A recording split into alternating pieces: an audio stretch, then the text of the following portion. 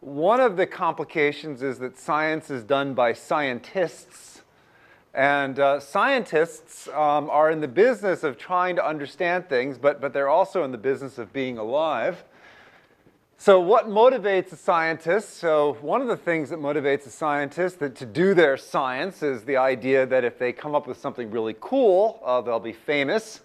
They might even make money, although that's more rare than being famous.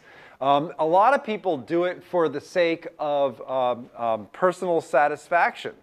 They simply want to better understand the world, and they get a personal gain out of being enlightened, about understanding the world better.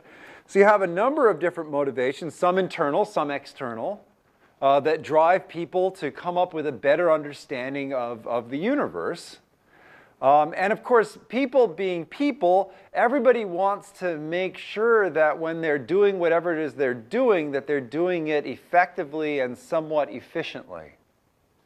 Now, there's a little conflict that isn't found just in science, but is found in everybody everywhere, and that is the conflict between basically getting things effectively done in the short term versus doing things well in the long term. And in science, the process of science is all about doing things well in the long term.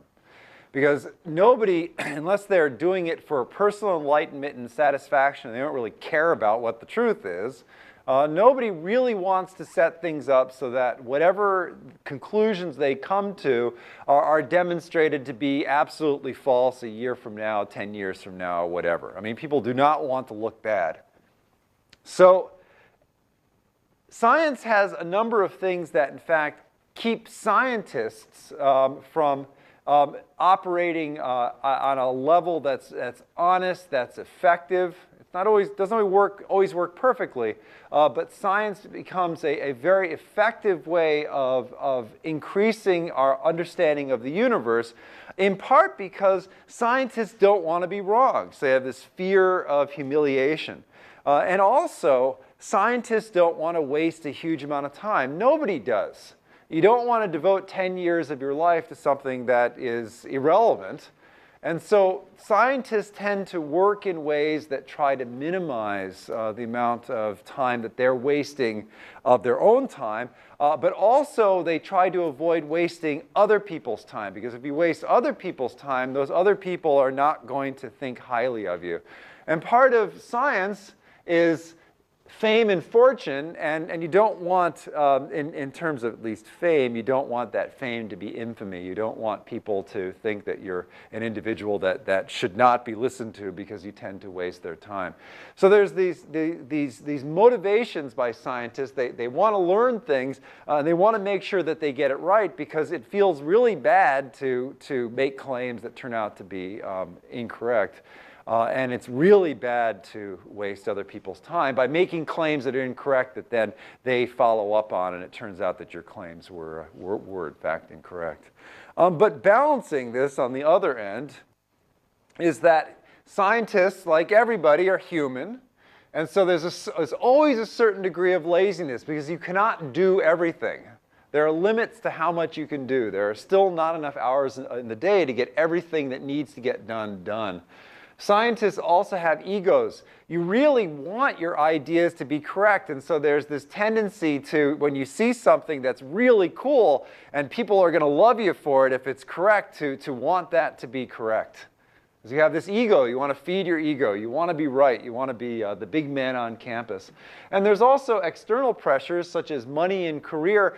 You can bring in grant dollars if you have an interesting finding. Your career will blossom. You'll get raises and promotions if in fact you make interesting findings.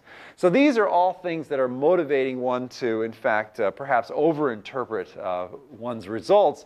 But the flip side is that you've got this stick, that this fear of humiliation, not wanting to look bad, you don't want to waste other people's time, that tends to pull you back to earth, and you have to ask the tough questions. Is what I'm looking at, is my understanding actually correct?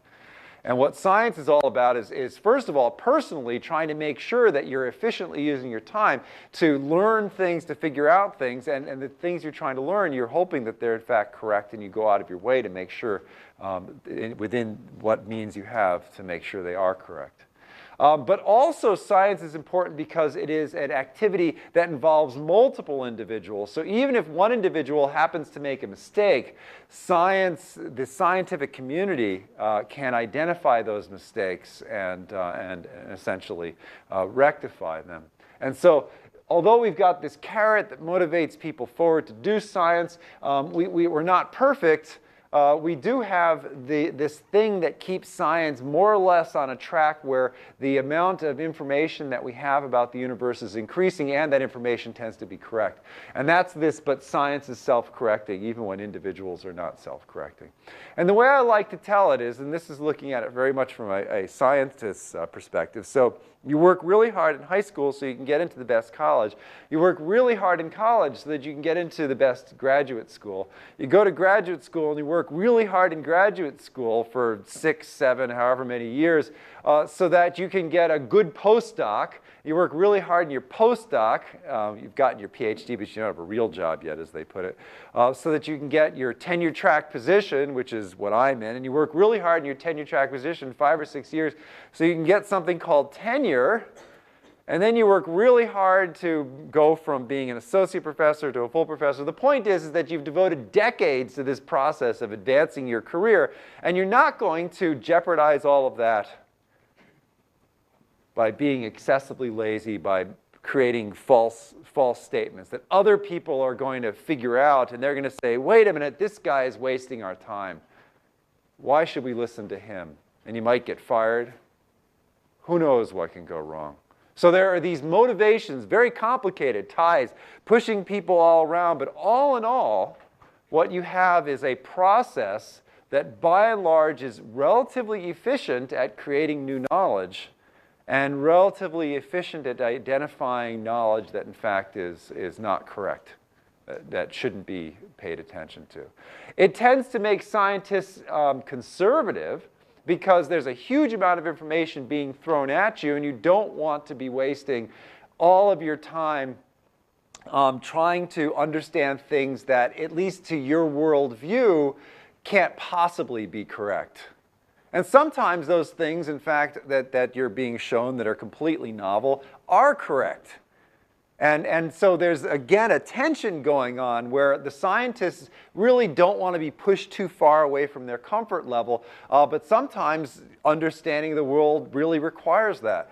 And these ideas are no different from how you live your life. I mean, you're in college, you want to do well. You don't want to be cheating and get caught cheating, because that's not going to do anything for your future career. You want to learn the material for the exam, but you don't want to use 24 hours of every day studying for the exam, because you have other aspects of your life that you have to attend to.